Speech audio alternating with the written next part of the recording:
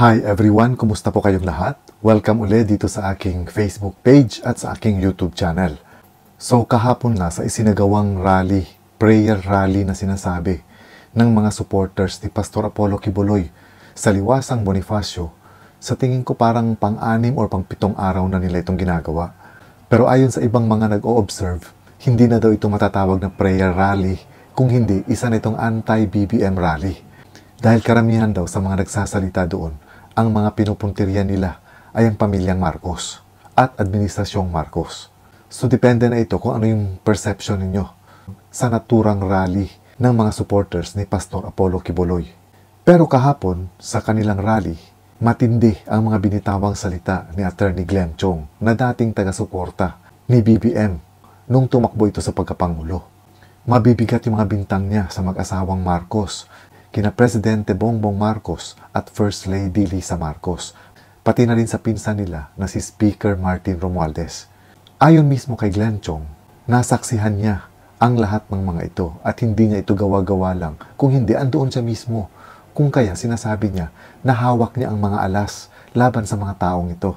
Well, ako naman, magko-comment ako or magbibigay ako ng personal na opinion ko, hindi doon base sa mga sinasabi or mga bintang ni Glenn Chong laban sa pamilyang Marcos.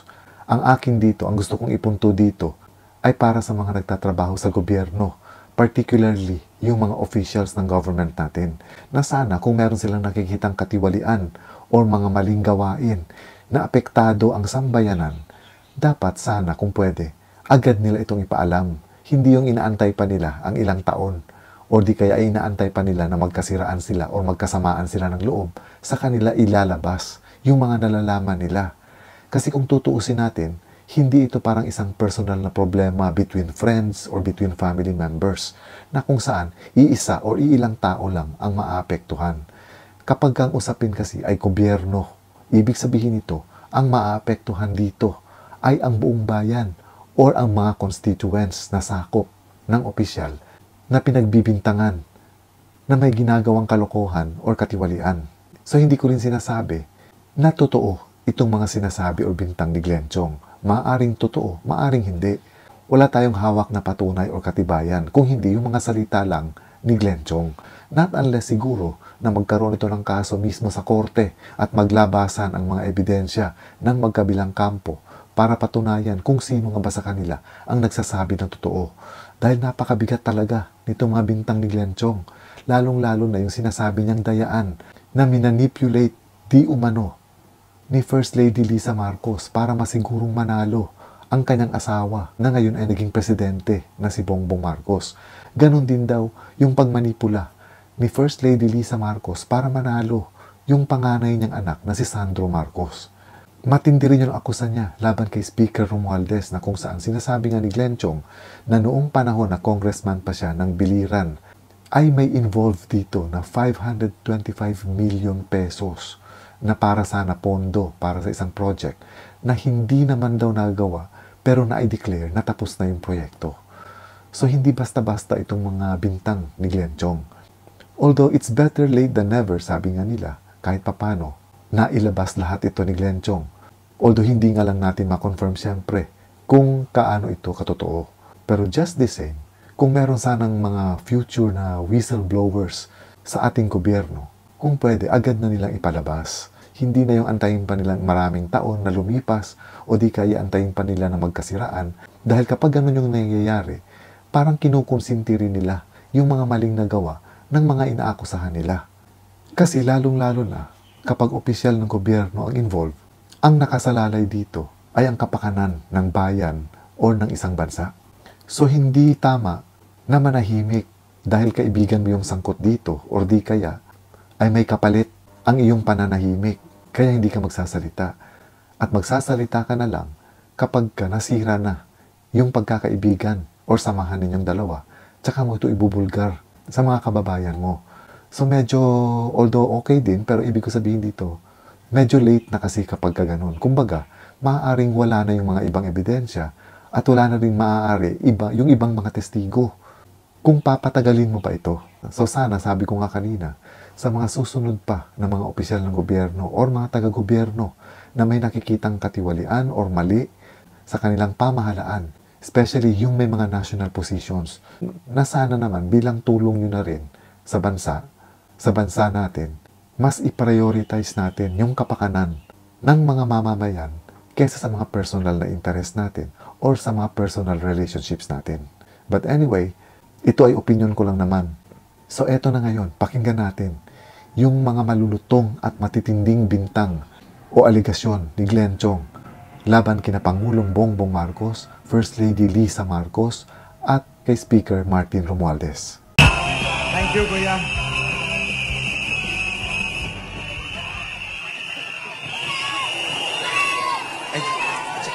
Maupo na muna kayo. Maraming salamat. Tita Sandra, ladies and gentlemen, I beg to disagree sa sinabi po niya na si Marcos ang Pangulo ng Pilipinas. I do not recognize this man as legitimately elected by the people.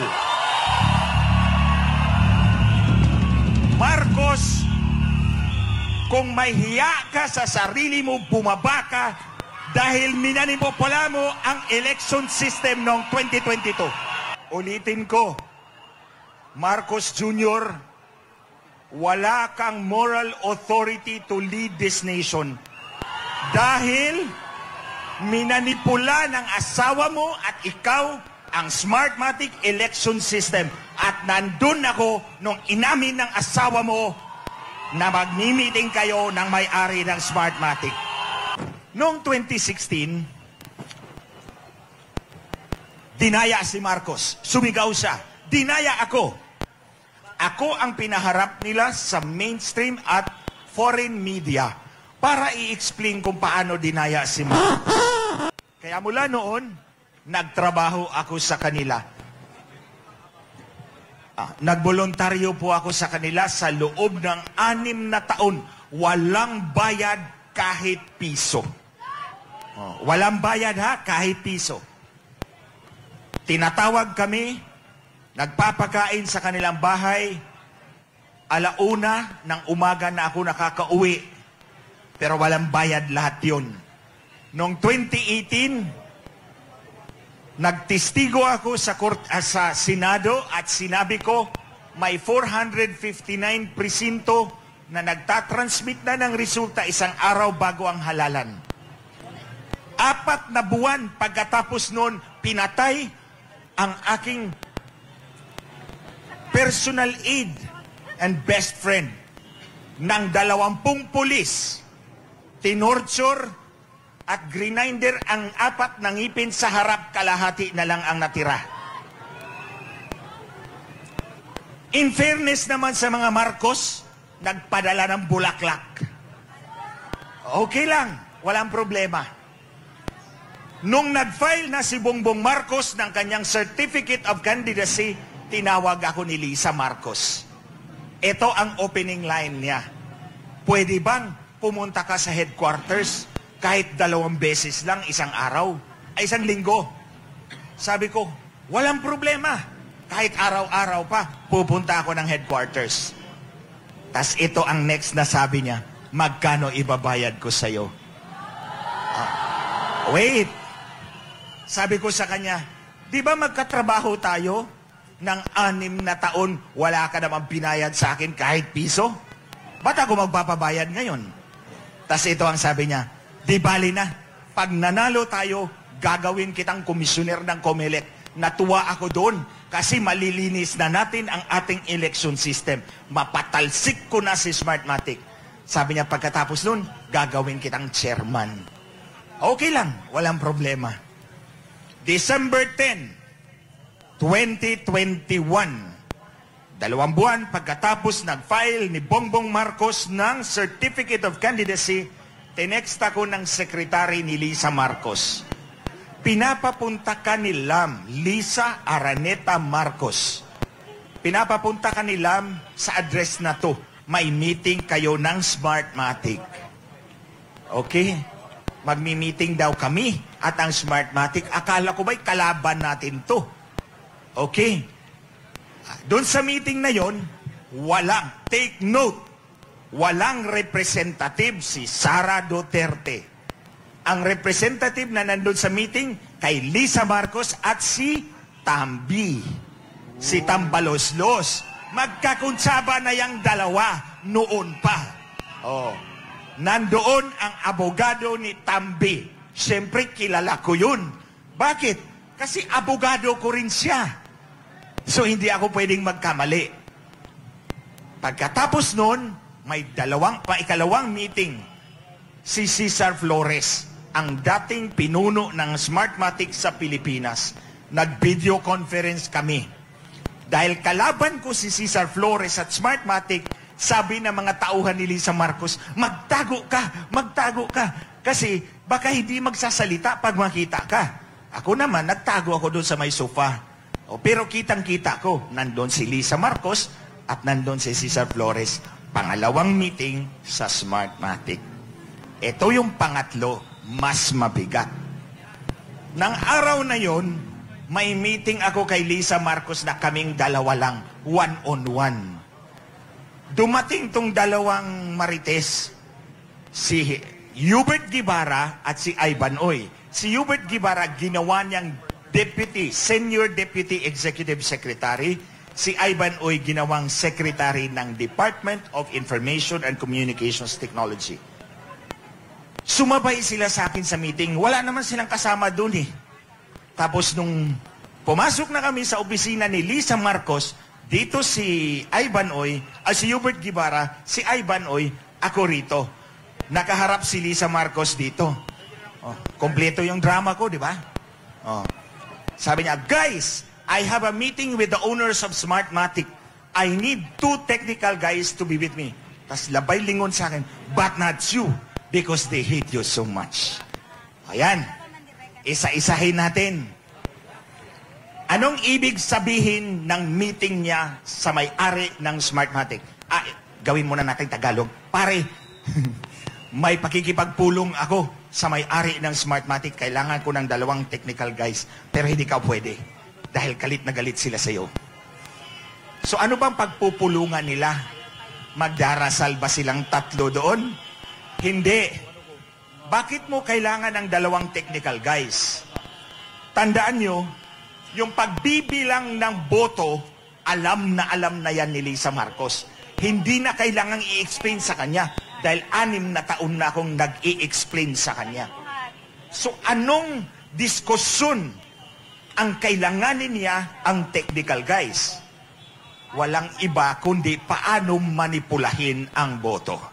Hindi pagbibilang ng boto. Dahil intindimos na ni Lisa Marcos, yung naintindihan na niya, paano bibilangin ang boto.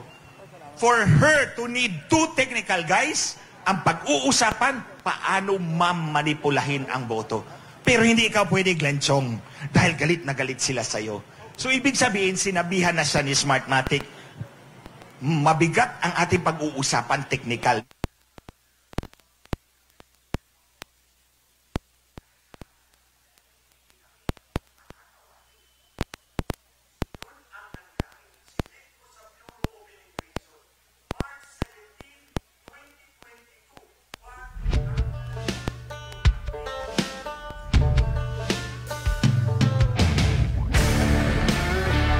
Of Smartmatic.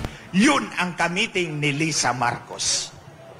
So alam nyo, hindi na ako nag-apply nung umupo na sila sa Malacanang dahil alam ko nang binenta na ang ulo ko. Parang John the Baptist, pinugot kasi sumayaw si Salome sa harap ni Herodes. So hindi na ako nag-apply. Tumawag ang Malacanang, mag-apply ka na sa Comelec. Tapos 3 beses nila akong binaypas, hindi nila ako pinili. Hindi ako nagreklamo. Dahil alam kong binenta ako. Tapos, wala silang narinig sa akin, bumalik. Sabi nila, okay ba raw sa'yo? NTC commissioner ka. Alam nyo, mababang posisyon yon kaysa congressman. Pero tinanggap ko, dahil ang nasa isip ko, dudublihin ko yung free data ninyo. Pipersahin ko ang telco for the same price, dapat doble yung free data na mga tao. Yun ang gusto kong mangyari. Hindi ko inisip nahuhulihin ko sila sa kanilang dayaan. Yung pala, nagreklamo si Smartmatic. Pero, noong December 9, 2023, pinirmahan na ni Ngitbo. Bongit kasi ang tawag ni Lisa Marcos sa kanyang asawa. Ngitbo na lang kasi pangit din naman yung dalawa eh. So, pinirmahan ni Ngitbo yung aking appointment as NTC Commissioner. Nagreklamo si Comelec, bakit yan ang pinili ninyo? Pag siya ang Commissioner ng Comelec, hawak niya ang telco. Makikita niya ang pandaraya natin kasi dadaan sa telco yung transmission data. Ayun, binawi yung appointment ko. Tapos, wait, bumalik sila. May instruction kami kay Presidente. Pumili ka ng mga posisyon na bakante para doon ka ilagay. Sabi ko, no. Hindi na ako magpapalaro sa inyo. Tama na. 3 beses nyo na akong binaypas, tapos ngayon, binigyan, binawi, anong tingin nyo sa akin? Siguro nagkamali si Lisa Marcos. Akala niya, lahat ng Pilipino luluhod sa kanya para magkaroon ng posisyon. Not me! Yan ang pag-aakala ni Lisa Marcos na lahat ng Pilipino ay luluhod sa kanya para magkaroon ng posisyon. Sasampalin kitang babae ka, hindi ako luluhod sa'yo. At hindi ko kailangan ang posisyon mo. Ang kailangan ko, malinis na halalan para sa sambayanang Pilipino. Alam nyo, may hawak pa silang listahan ng mga posisyon eh. Sinabi ko, hindi ko titingnan yan. Suli mo yan doon sa amo ninyo. Tapos nagtanong sila, ano bang gusto mo? Sabi ko, ito lang. Ilaglag nyo si Smartmatic publicly. Tapos i-disqualify niyo, i-blacklist ninyo. Quits na tayo. Hindi ko kailangan ng pera, hindi ko kailangan ng posisyon. Ilaglag mo lang si Smartmatic. Quits na tayo. Tas next meeting, hindi raw pwede magagawa ni Bongbong Marcos yun. Akala ko ba, sinabi mo dinaya ka ni Smartmatic. Sabi mo, ang binibenta ni Smartmatic ay dayaan system. Ngayon pala, ikaw na naman ang mandaraya. Ano si Marcos at ang asawa? Saksakan ng kasinungalingan yan. Alam nyo, sinabi ko sa kanila, malinis ako, maayos akong pumasok sa inyo at tumulong. Kakalas ako sa inyo na malinaw ang pinag-uusapan natin. Ito, lalabas ko to. Nag-meeting kayo ng may-ari ng Smartmatic. Huwag nyo lang pakialaman ang kaso ni Richard Santillan, yung personal aid ko. Kung hindi, ilalabas ko pa mas matinding bomba laban kay Lisa Marcos. Pag sumabog to, hindi na niya makikita yung mukha niya. Okay, bigyan ko kayo ng clue. Alam nyo, mga kababayan, na-promise ko yan sa kanila. So kahit pa ang pangako ko ay binigay ko sa demonyo, tutuparin ko yung pangako ko. Hindi dahil demonyo siya, dahil ako to. Pinangako ko yan, paninindigan ko yan.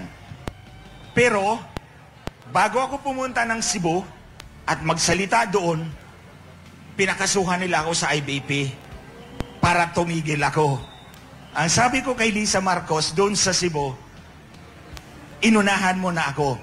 So bigyan ko kayo ng clue. Itong babaeng ito, ang nagmamanipula ng kanyang asawa na maluklok talaga sa Malacanang. Hindi lang ang election system ng Smartmatic ang minanipula, pati institusyon ng gobyerno. Sa panahon na nagprotesta sila, hindi nila ako pwedeng questionin dahil I am at the center of it all. At may ebidensya ako laban kay Lisa Marcos. Ilalabas ko to sa tamang panahon. Okay, sige, continue. Mga kababayan, ito nga aking mga pinagsasabi rito, ha? Hindi ito galing lang sa bunganga ko. Nag-execute na ako ng sinumpaang salaysay. Pumunta talaga ako sa abogado at nanumpa doon sa aking sinalaysay. Nasa Facebook ko yan. You can download it. 15 pages na affidavit laban kay Lisa at Bongbong Marcos. Hindi ako aakyat dito sa entablado na hindi ko muna ginawa ang aking affidavit para walang lusot ang mga kalaban ng taong bayan. Ano bang nakikita ninyo? na magkaparehong aspeto ng buhay ko sa ilalim ng paninilbihan sa mga Marcos na to at sa kalagayan ni Pastor Kibuloy, ni SMNI, ni Maharlika, ni Attorney Trixie Cruz. Sino pa bang iba? Marami pa. Di ba? Marami pa. Si Pebbles. Oh. Anong sitwasyon na magkapareho kami? Mga kababayan, trinidor kami ng mag-asawang nasa Malacanang ngayon. Ulitin ko, 3 meeting yan sa Smartmatic para masiguro na maiupo niya ang kanyang asawa sa Malacanang. Minanipula niya ang pinakamabigat na institusyon ng gobyernong ito para mailuklok niya ang kanyang asawa bilang Vice President at that time. So you see, hindi titigil si Lisa Marcos ngayon dahil nagwagi siya sa pagmamanipula ng election system natin. Hindi totoo na 31 million ang boto ni Bongbong Marcos. Excuse me. Hindi pala Bongbong Marcos. Bobong Marcos.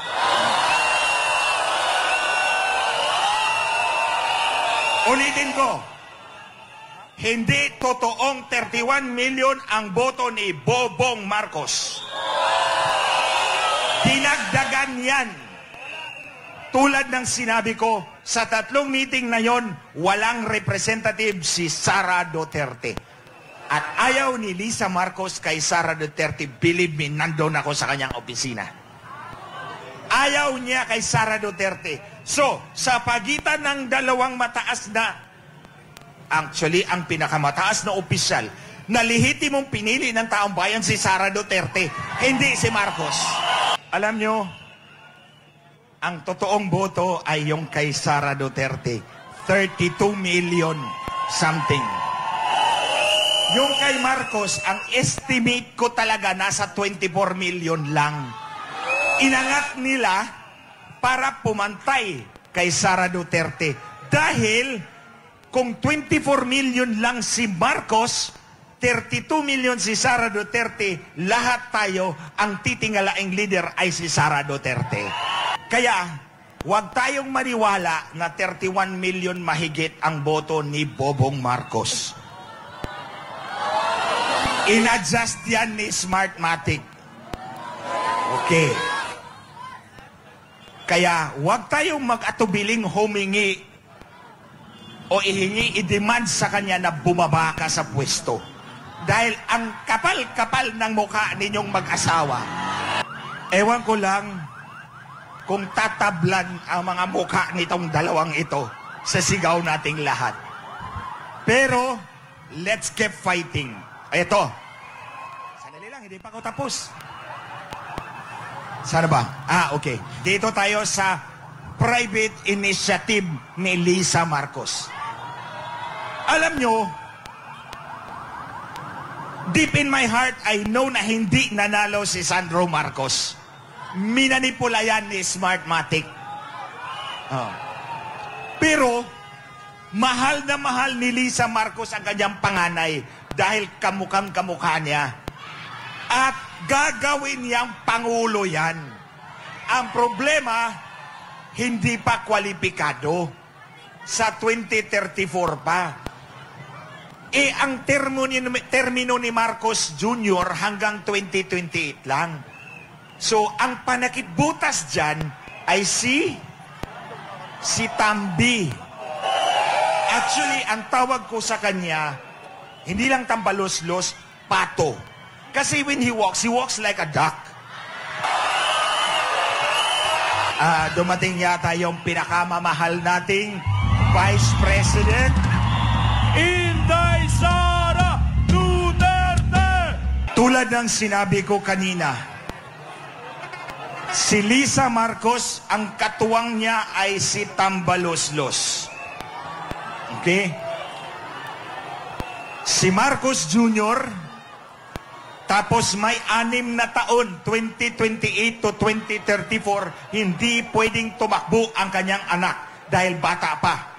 Sa 2034 pa pwede. Pero hindi nila ibibigayan kay Sara Duterte. Dahil takot siya na hindi makaupo ang kanyang anak bilang presidente. So kaya isisingit niya si Tambaloslos sa 2028 to 2034. Okay, wait lang. Remember, he walks like a duck. Oh wait, nakatrabaho ko yan si Martin. Pareho kaming congressman noong 2010. Ito, meron akong sasabihin sa inyo. Noong 2010, nalaman ko na may 10 bilyong piso na dumaan sa kay Martin Romualdez. So, humingi ako sa kanya ng pansiminto ng kalsada ko sa amin sa Biliran. 525 million pesos yun, sabi ni Martin. Huwag mong ibigay sa akin sa session hall. So mga kababayan, para kami mga magnanakaw, nagtago sa likod ng main door ng session hall. Binigay ko sa kanya yung request for 525 million pesos. 2 years later, nalaman ko na lang na na-release pala ang 525 million pero walang kalsada dumating sa distrito ko. Ang tanong ko kay Tambi, nasaan ang 525 million pesos? Baka binulsa mo na. Yan. Hindi mo pera yan. Pera yan ng sambayanang Pilipino. Kaya, kahit anong gawin ni Tambaloslos, hindi mananalo yan. So dahil walang chance si Tambaloslos, ang naisip ni Lisa Marcos ay yung private initiative. Baguhin natin ang konstitusyon. Yung walang hiyang babae na yan, na manipula ang election system, minanipula ang institusyon ng gobyerno, ngayon mamanipulahin ang ating konstitusyon. Kaya, mga kababayan, pigilan natin ang kanilang private initiative. Gawin natin ang lahat na hindi magwagi ang private initiative ni Lisa Marcos. Si Lisa Marcos yan. Kaya nga mga kababayan, ang sabi ko sa Cebu, kung si Lisa Marcos ay nasa harap ko lang, sinampal ko na yan back to back. Uulitin ko. Lisa, this is utter defiance. Kung nasa harap lang kita, Lisa Marcos, sinampal na kita back to back. Wala kang hiya! Wala kang hiya! Wala kang hiya! Wala kang hiya! Wala kang hiya! Wala kang hiya! Wala kang hiya! Huwag nating hayaan, mga kababayan, na manaig itong ilusyonadang ito.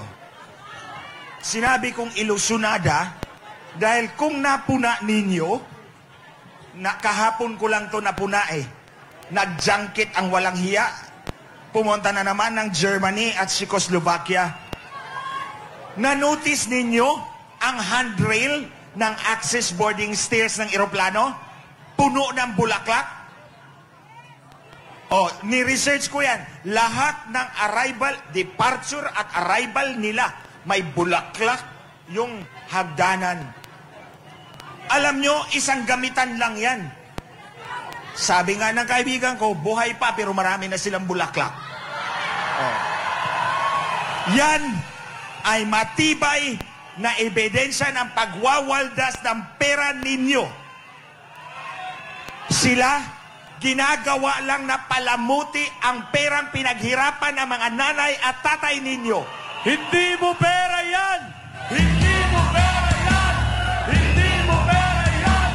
Hindi mo pera yan! Hindi mo pera yan! Hindi mo pera yan! Hindi mo pera yan!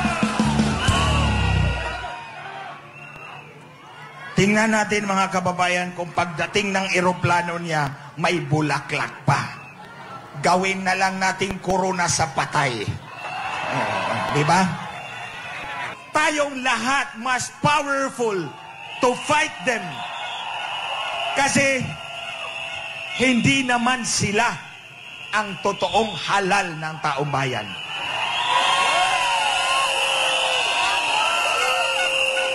You know, pwedeng i-argue nila na hinalal ako ng taong bayan. Hindi ka hinalal ng taong bayan dahil dinoktor mo ang resulta ng eleksyon. Pero si Vice President Sara Duterte remains pure. Hindi siya dawit. Hindi siya nadawit sa kabulastugan ni Lisa Marcos. Hindi siya sinama dahil galit na galit si Lisa Marcos sa kanya. Babalik at babalik tayo sa question. Sino ang nagloklok sa inyo sa Malacanang? Hindi ang taong bayan. Si Smartmatic. Sige, Lisa, ikaw naman yata ang pinaka makapangyarihang nilalang sa mundo. Kasuhan mo ako. At humarap ka sa akin para masampal kita back to back. Pinapakita ko talaga sa kanya, wala akong galang sa mga taong tulad mo, Lisa Marcos. Ginagalang ko ang mga matatanda. But not you. Because I hate you so much. Babalik ko lang yung sinabi niya. Finally, sana, para walang gulo, huwag na nating palandingin ang eroplano ni Marcos. Pabalikin na lang natin sa Hawaii para Hawaii Part 2. Para Hawaii Part 2. Maraming salamat sa inyo. Maraming salamat sa inyong tanan. si Attorney Glenn Shaw!